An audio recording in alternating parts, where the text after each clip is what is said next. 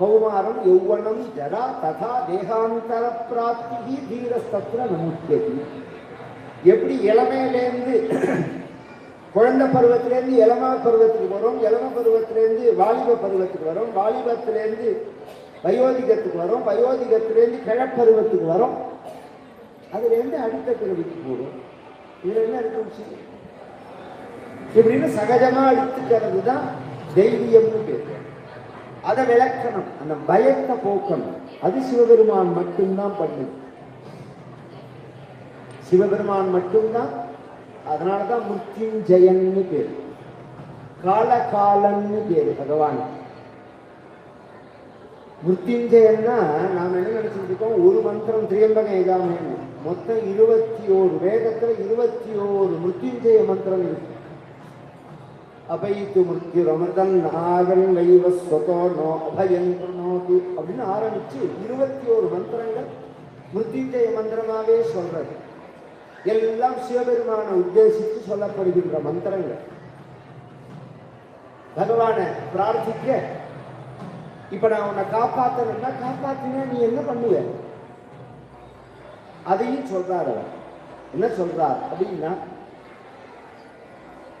எற்றாயடிக்கே இரவும் பகலும் பிரியாது வணங்குவன் எப்பொழுதும். இதுக்கப்புறம் மிச்சம் இருக்கிற வாழ்க்கை அதுக்கு உன்னை தொழறதை தவிர வேற காரியம் கிடையாது. உனக்கு தொண்டு செய்யும். சில பேர் கஷ்டவரத்தை வேண்டிக்குவான். இந்த உச்சிக்கிளியா இருக்கு, நூற்றிக்கா உடைக்கிறேன்னு வேண்டிக்குவான். கஷ்டம் போனப்பறம் மார்க்கெட்டில் வந்து விசாரிச்சா கா கணக்கு கிடையாது, கிலோ கணக்கு தான். கிலோ 40 ரூபா ஒரு தேங்காய் அப்படின்னு உடனே 108 12 ஆக்கிடுவான். அதையும் உடைச்சு கை கொண்டு ஆத்துக்கு எடுத்துன்னு போடுவான். 4 நாளைக்கு வச்சு சமைக்கலாம். வேண்டிக்கிறதே உள்ள வேகம் அந்த வேண்டுதலை நிறைவேற்றறதே இருக்காது யாருக்குமே. கஷ்டப்படும் போது உள்ள மனோபாவம் கஷ்டம் சரியான அப்புறம் இருக்காது. அதுக்கப்புறமும் எவன் அதே மனோபாவத்தோட வழிபடுகிறானோ அவன் தான் உண்மையானவன். சில பேரு பிரச்சனை வந்தோடனே, ஐயா ஒரு 10,000 ரூபாய் கொடுங்க, இது மாதிரி ஒரு கஷ்டத்துல இருக்கேன் அப்படின்னு சொன்னா, நீ என்ன வட்டி கேட்டாலும் தரேம்மா. முதல்ல அப்படி சொல்றானே கொடுக்க மாட்டான். நீ என்ன வட்டி கேட்டாலும் தரேன்னு சொன்னா அவன் கொடுக்க போறதில்லைன்னு அர்த்தம். ஆரம்பத்தையே அவன் கொடுக்க மாட்டானா கொடுப்பானான்னு நமக்கு தெரியும். அதையும் தாண்டி ஐயோ கஷ்டப்படுறானேன்னு சொல்லி கொடுத்துட்டோம்னா அப்புறம் கண்ணிலேயே பட மாட்டான். அந்த நிலையா போவான், அப்படி போவான், இப்படி போவான். என்னைக்காவது எஸ்எம்எஸ்க்காக மாட்டி விட்டா எங்கேயா போறேன், நம்ம 2 பேரும் ஒரே ஊர்ல தானே இருக்கும், ஒரே ஊர்ல தான் இருக்கும், ஒரே சமயத்துல தான் கிளம்ப போறோமா தெரியாது. ஒரு கஷ்டப்படுறதே ஐயோ பாவம்னு உதவி செஞ்சா அந்த நன்றி இருக்காது. அதனாலதான் நம்ம தஞ்சாவூர் ஜில்லால மட்டும் ஒரு வச்சனம், என்ன வச்சனம் தெரியுமோ, ஐயோன்னா 6 மாசம் பாவம். இது தஞ்சாவூர் ஜில்லால உள்ள வச்சனம். ஐயோ அப்படின்னு சொன்னா 6 மாசம் பாவம். கஷ்டப்படுறானே, கஷ்டப்படுறதே உள்ள மனோநிலை கஷ்டம் விலகின பிறகு இருக்காது. இந்த அப்பர் சுவாமிகள் அதே மனோநிலையோட தொண்டு செய்கிறார். வயிற்று வலி போச்சு, அக்காவோட சேர்ந்து தொண்டு செஞ்சார். சமணர்கள் இவர் சிவனை வழிபட்டு நோயிலேருந்து விடுபட்டார்னு தெரிஞ்ச உடனே இது வெளியில வராம பார்த்துக்கணும். ஏன்னா 2 பிரச்சனை. ஒண்ணு வந்து சமண மதம் பிரயோஜனம் இல்லைங்கிறது ஜனங்களுக்கு தெரியக்கூடாது. சைவ மதம் தான் உண்மைங்கிறது தெரியக்கூடாது. அதனால என்ன பண்ணலாம், இவரை தூக்கி உள்ள போடும். ராஜாட்ட சொல்லி அவருக்கு என்ன கொடுமை உண்டோ அத்தனையும் பண்றான். யானையை விட்டு மிதிக்க சொன்னார். விஷம் கலந்த பாலை கொடுத்தா, சாப்பாடை கொடுத்தா. சூளையில வச்சு முதல்ல எடுத்தவொடனே பண்ணது அதுதான். செங்கல் சுண்ணாம்பு சூளையில வச்சு சுத்தி தீய மூட்டிட்டு இன்பமே என்னாலும் துன்பம் இல்லைன்னு ஒரு பாட்டு பாடினார். நாமார்க்கும் குடிகள்னோம் நமனை என்றோங்கிறதுல இப்ப எப்படி இருக்குன்னு கேட்டாங்க. சூளை எரியறது இப்ப எப்படி இருக்கு? வீணையும் மாலை மதியமும் வீணையும் மாலை மதியமும் வீசுதலும் வேலிலும் மாசு வீணையும் மாலை மதியம் வீசுதலும்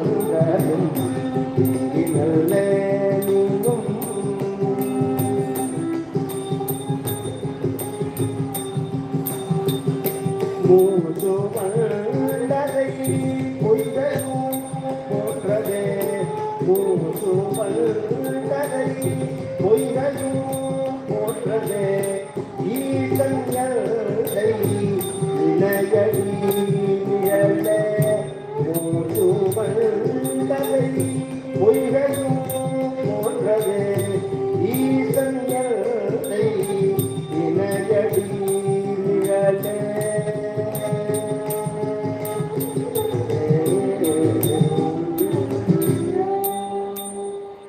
செல்வீனையும் தமிழ் தமிழ் தமிழ் சமானமான மொழியே கிடையாது. தமிழுக்கு அப்படிங்கிறதா இந்த பாட்டை வச்சு நிரூபணம் பண்ணணும். ஐம்புலன்கள் நாம இன்பம் இன்பம்னு தேடி அலையிறது ஐம்புலன்களால.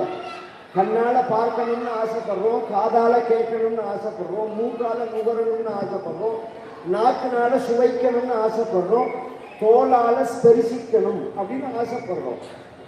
இதுக்கு சுகத்தை கொடுக்கக்கூடிய சுகங்கள் உலகத்துல பல வகையா இருக்கு.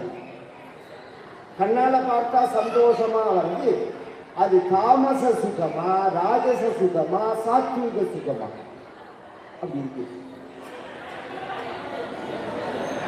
நாக்குல சுவை இருக்கு. அந்த நாக்குல உள்ள சுவைய சுவைக்கிறதுக்கு பல பொருள்கள். வாழைப்பழத்தை சாப்பிட்டாலும் சுவையாதான் இருக்கும், பசும்பால சாப்பிட்டாலும் சுவையாதான் இருக்கும், தேனை சாப்பிட்டாலும் சுவையாதான் இருக்கும், சாராயத்தை குடிச்சாலும் சுவையாதான் இருக்கும். சாராயத்தை குடிச்சவன் என்ன பண்ணுவான்? மல்லாந்து கிடப்பான். பழைய சோறு சாப்பிட்டவன் என்ன பண்ணுவான்? விறுவிறுன்னு வேலை செய்வான். வாழைப்பழத்தை சாப்பிட்ற முனிவர் என்ன பண்ணுவார்? உட்காந்து தியானம் பண்ணுவார். மூணுமே சுவைதான். அதுக்கு ஒரு தன்மை இருக்கு.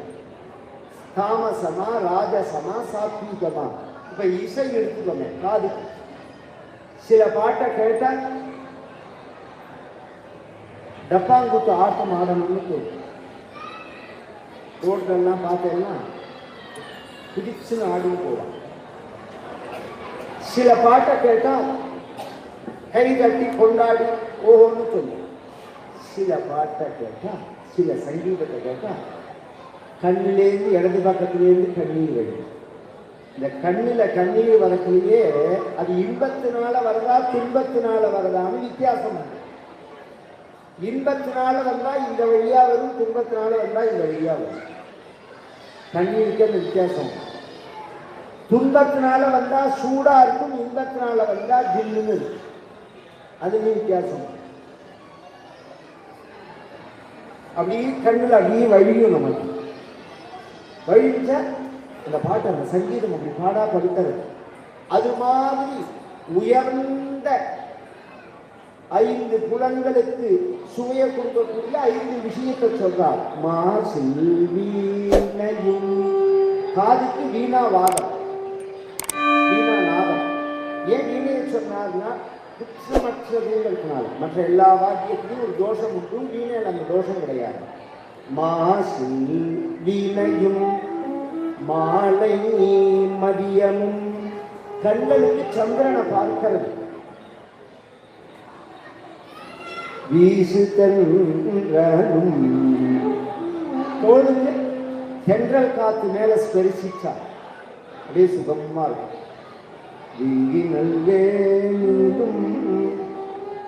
மூக்குக்கு பங்குனி மாதம் சித்திரை மாதத்தில் ராத்திரி 10 மணிக்கு மேலே அப்படி ரோட்டில் நடந்து போனோம்னா பவழமல்லி, காட்டு மல்லி, சந்தன முல்லை எல்லாம் பூத்து அப்படி காற்றுல கலந்து வரும்.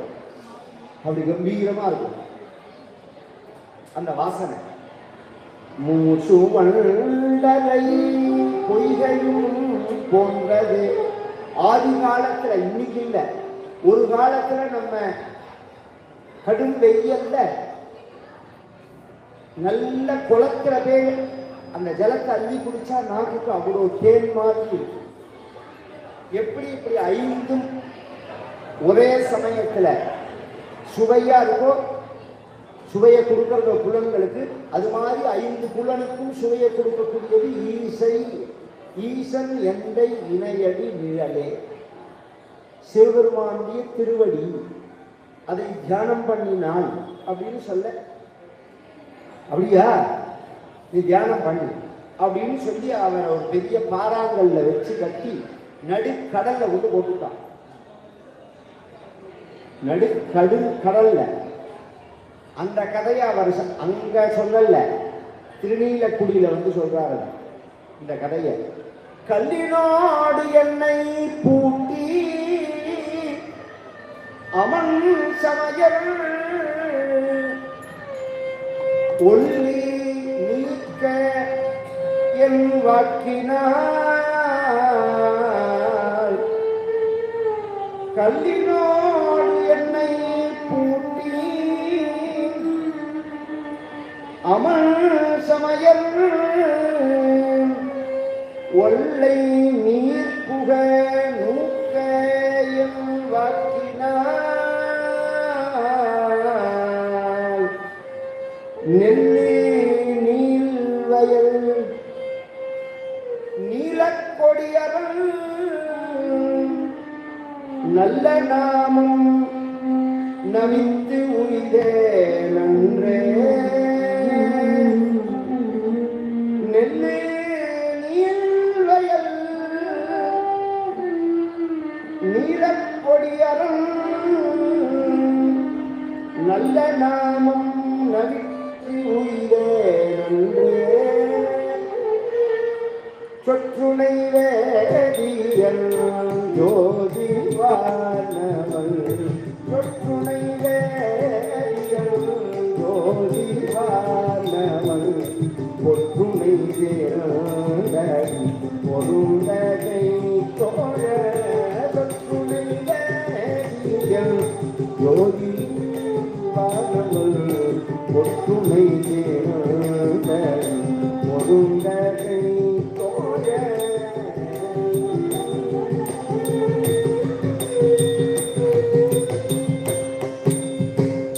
கற்றுணை கூட்டியாய் கடலில் பாய்ச்சினும்.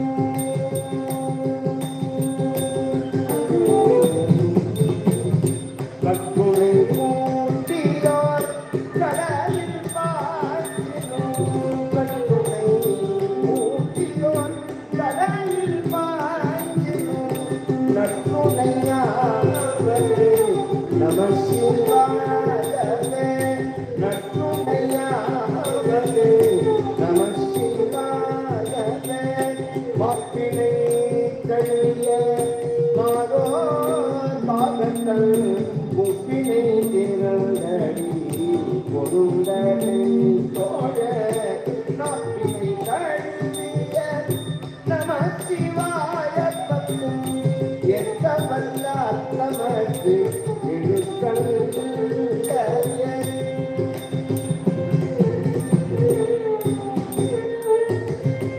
சொற்றுணை வேதியல் யோகி வானவன். பகவானுடைய சொரூப லட்சணம் சொல்றார். எப்படிப்பட்டவன் அந்த இறைவன் அப்படி. இதிலிருந்து தான் வள்ளலார் எடுத்துக்கிறார். அருட்பெருஞ்சோதி அருட்பெருஞ்சோதி. ஜோதி வடிவத்தில் இறைவனை வர்ணிச்சதே அப்பர் சுவாமிகள் தான். அப்புறம் தான் மணிவாசகர் தான் எடுத்துக்கிறார். சோதியனே துள்ளிலே அப்படின்னா பெரிய சிவபுராணத்தில் வரும். அதெல்லாம் இவர் சொன்னதுதான். ஜோதி வானவன் பொற்றுணை தீரந்தடி பொருந்த கை தோய. மற்ற தெய்வங்களுக்கெல்லாம் பூ வேணும், பழம் வேணும், மற்ற சாமான்கள்லாம் வேணும். சிவபெருமானுக்கு மட்டும் ஒன்னே ஒன்று செஞ்சா போதும். நம சிவாய சா நமஹா அப்படின்னு சொல்லிட்டா போதும். வணக்கம்னு சொன்னா போதும். வணக்கம்ங்கிறது தான் அவருக்கு ரொம்ப பிடிச்ச விஷயம். அதனாலதான் ஆரம்பிக்கிறதே மணிவாசக பெருமான் நம சிவாய வாழ்க நாதன் தாழ் வாழ்க இமை பொழுதும் என் நெஞ்சில் நீங்காதான் தாழ் வாழ்க கோபழியாண்ட குருமணி தன் தாழ் வாழ்க ஆகமம் ஆகின்ற அன்னிப்பான் தாழ் வாழ்க. நமசிவாய வாழ்கிறார். சொன்ன உடனே அந்த கல்லோட மிதந்து வரார். அவர் கல்லோட மிதந்து கரை ஒதுங்கின ஊருக்கு தான் கடலூர்னு பேர். எத்தனை ஊர்ல கடல் இல்லை, அந்த ஊருக்கு மட்டும் என்ன கடலூர்னு பேர். கடலூர் அதுதான். அதனாலதான் கடலூர்னே பேர் இருக்கு. கரை ஏறி அவர் வந்தது திருப்பாதி புலியூர். கரை ஏறின இடத்துக்கு கடலூர் பேர். அதனாலதான் இன்னைக்கு 2 ஸ்டேஷனே அங்க. திருப்பாதிரி புலியூர்னு ஒரு ஸ்டேஷன், கடலூர்னு ஒரு ஸ்டேஷன் பக்கத்துல இருக்கு. இந்த கிழக்கு பக்கம் முழுக்க எல்லா ஊர்லயும் தானே கடல் இருக்கு. அந்த ஊருக்கு மட்டும் என்ன கடலூர்னு பேரு. அப்பர் சுவாமிகள் ஏறி வந்ததுனால அந்த ஊருக்கு கடலூர்னு பேரு. வந்து திருப்பாதிரி புலியூர்ல தரிசனம் பண்ணி சைவ முத்திரைகள்லாம் பெற்றுக்கொண்டு சகோதரியோட உருவார பணி செஞ்சு அரசனுடைய மனத்தை மாற்றி காஞ்சிபுரத்தில் வந்து சைவத்தோடு செஞ்சு வரும் காலத்துல தான் ஞானசம்பந்தர் பெருமான கேள்விப்பட்டு அவரை வந்து தரிசனம் பண்ண அவர் காலில் விழுந்து வணங்கினவரை கைபிடிச்சு அப்பரேன்னு கூப்பிட்டார். கவனிச்சு கேட்கணும். ரொம்ப பேருக்கு இதுக்கு என்ன அர்த்தம்னு தெரியாது. அப்பான்னு தான் அர்த்தம். அப்பான்னு ஞானசம்பந்தர் கூப்பிடுறார். ஞானசம்பந்தர் வேதாத்தியனம் பண்ணி சோமயாகம் பண்ணின தீட்சிதர் வம்சத்துல பிறந்தவர். நாமக்கரச நாயனார் சைவ வேளாளர். ஜாதி பார்த்திருந்தா அப்பான்னு கூப்பிடுவாரா. இன்னைக்கு பிள்ளையார்னு சொல்ற மாதிரி அப்பரேங்கிற வார்த்தை. அடியேன்னா இவர் அப்பரேன்னார் ஞானசம்பந்தர். அவருக்கு 5 வயசு, இவருக்கு 80 வயசு. இவர் அடியேன்னா. இவரோட சேர்ந்து பல க்ஷேத்திரங்கள் தரிசனம் பண்ணி இந்த திருவிழிமலை எல்லாம் வந்து படிக்காசெல்லாம் பகவான் கொடுத்து ஏகப்பட்ட சரித்திரங்கள். அப்புறம் இவர் திருவையாறுலேருந்து வர வழியில திங்களூருங்கிற ஊர்ல அப்பூதி அடிகள் வீட்டில் வந்து சாப்பிடணும்னு அவர் பிரார்த்திக்க இவர் சாப்பிட உட்காரும் போது அந்த பையன் வீட்டு பையனை பாம்பு கடிச்சு இறந்து போயிட்டான். அதனால இவருக்கு சொல்லல அவர். ஏன்னா சமையல்லாம் பண்ணி ரெடி பண்ணியாச்சு. வாழை நறுக்க போன இடத்துல தான் பாம்பு கடிச்சு இறந்து போயிட்டான். அதை சொன்னா இவர் சாப்பிட மாட்டாருன்னு சொல்லாம இவருக்கு சாப்பாடெல்லாம் போட்டுட்டு அப்புறம் அந்த காரியத்தை பார்க்கலாம்னு அவர்கள் வைக்க இறையருளால் அதை உணர்ந்த அப்பர் சுவாமிகள் இங்கு ஏதாவது நிகழ்ந்ததோன்னு கேட்டார். தீட்டு தெரியும். தீட்டுனா ஒன்னே கேட்க வேண்டாம், புரியுற மாதிரி சொல்றேன். நம்ம பரமாச்சாரியா காலத்துல திருச்சியிலேருந்து ஒருத்தர் ஆச்சாரியால பார்க்க போனார். தீர்த்த பிரசாதம் கொடுக்கும்போது அவருக்கு கொடுக்கல பரமாச்சாரியா, பேசாம இருந்துட்டார். அவர் மூஞ்சியும் பார்க்கல. திருச்சி பக்கத்தில் லால்குடி தான் இருக்கு. பக்கத்துல உள்ளவரை கூப்பிட்டு அவனை கிளம்பி ஊருக்கு போச்சு அப்படின்னு. தீர்த்த பிரசாதமும் கொடுக்கல, அவன் முகத்தையும் பார்க்கல, அவன் ஊருக்கு போச்சு அப்படின்னு சொல்லிட்டு உள்ள போய் ஸ்நானத்துக்கு போயிட்டான். ஏன் இப்படி பண்ணினார் பரமாச்சாரியா அப்படின்னு அந்த காலம் கோவிலுக்கு எதுவுமே இல்லாத காலம். அவர் உடனே பஸ் பிடிச்சு உடனே போய் சொல்லினார். பஸ் பிடிச்சு வந்தா அவன் அம்மா காலமாயிட்டான். அவன் அம்மா இறந்தது அவருக்கு தெரியாது. எங்கேயோ உட்கார்ந்து இருக்கிற பரமாச்சாரியாளுக்கு தெரியாது. இது எப்படி, இது யார் பதில் சொல்ல முடியும்? இதெல்லாம் எத்தனையோ விஷயங்கள் நிரூபிக்க முடியும். அது மாதிரி அப்பர் சுவாமிகள் இந்த பையன் இறந்ததை உணர்ந்து அவன் எங்கேன்னு கேட்க அந்த பெண் அப்பூதியடிகளுடைய மனைவி சொன்னால் அவன் இப்பொழுது உதவ மாட்டான். அதுக்கு அவர் சொன்னார், எப்போதுமே அவன் உதவுவான், அவன் எங்கேன்னு. இறந்து போயிட்டான்னா ஏன் சொல்லலன்னா, சொன்னா அப்பூதியடிகள் சாப்பிடுவாங்க, அது நாவுக்கரசு நாயனார் சாப்பிடுவாங்க. அதுக்கு அந்த அம்மா சொல்றா, ஏன் சொல்லலேங்கிறதுக்கு ஒரு வார்த்தை சொன்னார். பிறவிதோறும் பிள்ளை வருவான், நாவுக்கரசு நாயனார் வருவாரான், வீட்டுக்கு சாப்பிட வருகிறார். அதுதானே பெரிய பாக்கியம். கொண்டு வான்னு சொல்லி ஒன்று கொள்ளாம வருங்கிற பதிகம் பாடி அவனை குழைக்க வச்சுட்டு பல ஆச்சரியமான இறை அனுபவங்கள் எல்லாம் மக்களுக்கு கொடுத்துட்டு கடைசியில திருமருகளுக்கு முன்னாடி திருப்புகழூர்னு அக்னி கஷேத்திரம் அது. அந்த ஊர்ல தொண்டு செஞ்சு கடைசியில பகவானோட 2.5 கலக்கிறார். பொதுவா நால்வர்கள் சரித்திரம் தான் நான் சொல்றதா இருந்தேன், டைம் இல்லை ஃபஸ்ட் விஷயம்.